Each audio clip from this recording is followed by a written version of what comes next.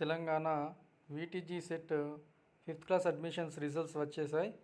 మీ యొక్క రిజల్ట్స్ చూసుకోవడానికి ఈ విధంగా ఒక లింక్ ఉంటుంది. లింక్ నేను డిస్క్రిప్షన్లో ఇస్తాను, ఒకసారి క్లిక్ చేయండి. లేదా వీటీజీ సెట్ అని గూగుల్లో ఎంటర్ చేయండి.